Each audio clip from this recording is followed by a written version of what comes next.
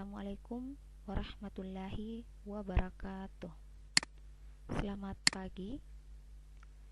Pada video pembelajaran kita pada hari ini, kembali kita dipertemukan di mata kuliah Pancasila dan Kewarganegaraan. Dan pada kesempatan pagi hari ini, kita akan membahas materi hukum dan hak asasi manusia. Nah, berbicara tentang kita negara hukum, kita ke pengertian dulu dan ciri dari negara hukum. Nah, kita ke pengertian hukum bahwa hukum itu seperangkat asas dan kaidah yang mengatur kehidupan manusia dalam masyarakat dan meliputi juga lembaga atau institusi dan proses yang mewujudkan berlakunya kaidah tersebut dalam kenyataan. Istilah negara hukum secara terminologis terjemahan dari kata Rechtsstaat atau Rule of Law. Para ahli hukum di daratan Eropa Barat lazim menggunakan istilah Rechtsstaat, sementara tradisi Anglo-Saxon menggunakan istilah Rule of Law. Kalau di Indonesia, istilah Rechtsstaat dan Rule of Law biasa diterjemahkan dengan istilah negara hukum. Ini pendapat dari Winarno. Nah, lanjut, dasar yuridis bagi negara Indonesia sebagai negara hukum jelas tertera pada pasal 1 ayat 3 dalam Undang-Undang Dasar Negara Republik Indonesia tahun 1945 pada amandemen ketiga yang menyatakan bahwa negara Indonesia adalah negara hukum. Jadi di sini ditegaskan bahwa Indonesia adalah negara hukum. Nah, konsep negara hukum mengarah pada tujuan terciptanya kehidupan yang demokratis dan terlindungi hak asasi manusia serta kesejahteraan yang berkeadilan. Nah, kembali menurut Winarno, konsepsi negara hukum Indonesia dapat dimasukkan dalam konsep negara hukum dalam arti material atau negara hukum dalam arti yang luas. Pembuktiannya dapat kita lihat dari perumusan mengenai tujuan bernegara sebagaimana tertuang dalam pembukaan Undang-Undang Dasar Negara Republik Indonesia tahun 1945 dalam alinea keempat, bahwasanya negara bertugas dan bertanggung jawab tidak hanya melindungi segenap bangsa Indonesia dan seluruh tumpah darah Indonesia, tetapi juga memajukan kesejahteraan umum, mencerdaskan kehidupan bangsa, dan ikut melaksanakan ketertiban dunia yang berdasarkan kemerdekaan, perdamaian abadi, dan keadilan sosial. Nah, kita lanjut ke konsep dan ciri dari negara hukum. Nah, diawali dengan pendapat dari Immanuel Kant yang mengartikan negara hukum itu adalah negara hukum formal, yaitu negara berada dalam keadaan statis atau hanya formalis yang biasa disebut dengan negara penjara malam. Ini menurut Immanuel Kant. Lanjut, kita ke konsep negara hukum menurut Jim Lee, yaitu, nah, di sini ada beberapa konsepnya, yaitu supremasi hukum. Nah, kalian harus tahu bahwa supremasi hukum itu merupakan upaya menegakkan dan menempatkan hukum pada posisi yang tertinggi. Nah, kita ke persamaan dalam hukum. Jadi semua orang sama di hadapan hukum. Lanjut, asas legalitas. Nah, di sini legalitas maksudnya adalah kepastian. Nah, konsep yang keempat, pembatasan kekuasaan. Lanjut, organ-organ eksekutif independen, peradilan bebas dan tidak memihak, peradilan tata usaha negara, peradilan tata negara, perlindungan hak asasi manusia, bersifat demokratis, berfungsi sebagai sarana mewujudkan tujuan negara, dan yang terakhir, transparansi dan kontrol sosial. Nah, ini konsep negara hukum menurut Jim Lee. Nah, kita ke ciri negara hukum menurut F. J. Stahl yang menyatakan bahwa ciri negara hukum yang pertama, adanya pengakuan terhadap hak-hak asasi manusia. Yang kedua, pemisahan kekuasaan negara. Yang ketiga, pemerintahan berdasarkan undang-undang. Yang keempat, adanya peradilan administrasi. Lanjut kita ke negara hukum yang ada di Indonesia. Nah, pertama kita ke landasan yuridis negara hukum Indonesia. Negara Indonesia itu merupakan negara hukum. Nah, ini jelas tertuang dalam pasal 1 ayat 3 pada Undang-Undang Dasar 1945 pada amandemen ketiga yang berbunyi Indonesia itu adalah negara hukum. Sebelumnya, landasan negara hukum Indonesia terdapat dalam bagian penjelasan umum Undang-Undang Dasar 1945 tentang sistem pemerintahan negara, yaitu sebagai berikut. Yang pertama, negara berdasarkan atas hukum, bukan berdasarkan kekuasaan belaka. Yang kedua, sistem konstitusional, pemerintahan berdasarkan atas suatu konstitusi. Yang ketiga, tidak bersifat absolut atau kekuasaannya tidak terbatas. Nah, kita ke perwujudan negara hukum yang ada di Indonesia. Negara Indonesia menurut Undang-Undang Dasar 1945 mengandung prinsip-prinsip sebagai berikut. Nah, yang pertama, norma hukumnya bersumber pada Pancasila sebagai hukum dasar nasional. Yang kedua, menganut sistem konstitusi. Yang ketiga, kedaulatan rakyat atau prinsip demokrasi. Yang keempat, prinsip persamaan kedudukan dalam hukum. Yang kelima, adanya organ pembentuk undang-undang. Siapakah itu? Yaitu Presiden dan DPR. Nah, yang keenam, sistem presidensil. Yang ketujuh, kekuasaan kehakiman yang bebas dari kekuasaan lain atau eksekutif. Nah, kita ke hubungan negara hukum dengan Indonesia.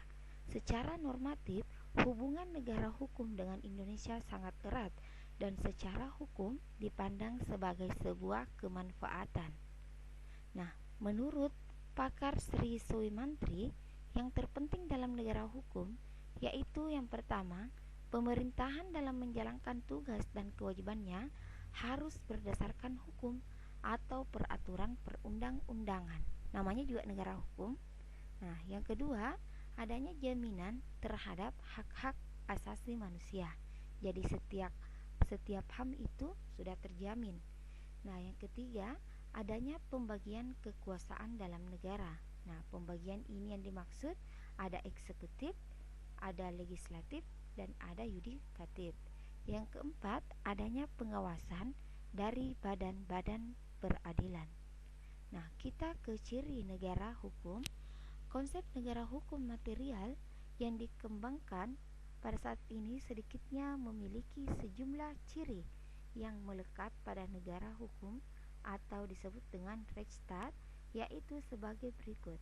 Yang pertama, bahwa HAM itu terjamin oleh undang-undang. Yang kedua, yaitu supremasi hukum. Nah, sebagaimana kita tahu tadi bahwa supremasi hukum itu merupakan upaya menegakkan dan menempatkan hukum di posisi yang paling tinggi. Nah, lanjut. C. Pembagian kekuasaan atau trias politika. Nah, kekuasaan tadi seperti yudikatif, eksekutif, dan legislatif. Lanjut, kesamaan kedudukan di depan hukum, peradilan administrasi dalam perselisihan, kebebasan menyatakan pendapat, bersikap, dan berorganisasi, pemilihan umum yang bebas, badan kehakiman yang bebas dan tidak memihak. Nah, kita ke makna Indonesia sebagai negara hukum. Nah, di sini makna negara Indonesia itu sebagai negara hukum dinamis, bahwa esensinya adalah hukum nasional Indonesia harus tampil akomodatif, adaptif, dan progresif. Nah, kalian bisa lihat akomodatif itu artinya mampu menyerap, menampung keinginan masyarakat yang dinamis. Nah, kalau makna hukum seperti ini menggambarkan fungsinya sebagai penganyom, pelindung masyarakat. Sedangkan kalau adaptif itu artinya mampu menyesuaikan dinamika perkembangan zaman sehingga tidak pernah usang atau ketinggalan. Nah, kalau progresif artinya selalu berorientasi dengan kemajuan, perspektif masa depan. Hukum dapat menciptakan kebenaran yang berkeadilan bagi setiap anggota masyarakatnya. Nah, kita ke aparat penegak hukum. Ada polisi, penasehat hukum, ada jaksa. Jaksa ini yang mengadili perkara sebagian tentang perkara pidana. Nah, di sini ada hakim. Hakim itu orang yang setiap kali ada kasus di pengadilan, nah, dialah yang berhak untuk memutuskan segala perkara. Nah, di sini ada lembaga pemasyarakatan. Lanjut, negara hukum formil dan material. Hukum formil adalah hukum dasar tertulis atau disebut dengan Undang-Undang Dasar dan diartikan sebagai hukum yang mengatur tentang cara mengajukan perkara, baik gugatan maupun permohonan, memeriksa perkara dan memberikan putusan dengan tujuan untuk mempertahankan hukum material. Nah, kalau hukum material itu dapat juga disebut dengan hukum dasar yang tidak tertulis atau disebut dengan konvensi, yang merupakan aturan-aturan dasar yang timbul dan terpelihara dalam praktek penyelenggaraan negara meskipun sifatnya tidak tertulis. Nah, yang mana contohnya? Misalnya, kita ambil daerah Sulawesi Selatan. Nah, Sulawesi Selatan di daerah Kabupaten Bulukumba. Di sana kita tahu ada namanya daerah Amatoa. Di sana sangat masih kental sekali dengan hukum yang mereka pakai, yaitu hukum yang masih memakai hukum adat. Nah, mungkin ini juga maksudnya. Lanjut, kita ke sumber hukum. Nah, kita ke sumber hukum, ada hukum yang tidak tertulis, ada hukum tertulis, ada perjanjian, konvensi atau traktat. Nah, kita ke hukum tidak tertulis dulu. Ada yang namanya hukum kebiasaan, ada yang namanya hukum adat. Hukum adat itu yang seperti tadi yang saya jelaskan di Amatoa, khususnya di Bulukumba. Nah, doktrin atau pendapat para ahli, ada jurisprudensi. Nah, kita ke hukum tertulis, ada undang-undang dasar, undang-undang atau peraturan pengganti undang-undang, ada peraturan pemerintah, ada peraturan presiden, ada peraturan daerah. Nah, ada perjanjian, konvensi atau traktat. Itu merupakan salah satu sumber hukum. Nah, asas hukum yang berlaku dalam peraturan perundang-undangan ada lex superior derogat lex inferior. Yang kedua, ada juga lex posterior derogat lex anterior. Ya, yang ketiga, lex specialis derogat lex generalis. Nah, maksudnya bahwa undang-undang khusus mengesampingkan undang-undang umum. Nah, kita ke negara hukum dan hak asasi manusia. Suatu negara hukum tujuan pokoknya itu adalah melindungi hak asasi manusia dan menciptakan kehidupan bagi warga yang demokratis. Nah, keberadaan suatu negara hukum menjadi prasyarat bagi terselenggaranya HAM dan kehidupan yang demokratis.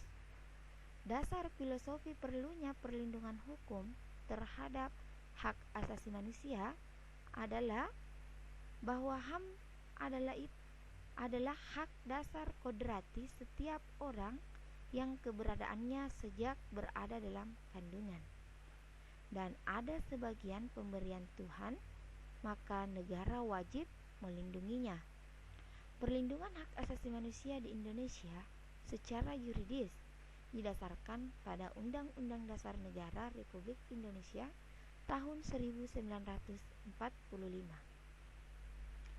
Nah, mungkin cukup sekian pemaparan materi kali ini dalam video pembelajaran kita pada hari ini terkait dengan negara hukum dan hak asasi manusia.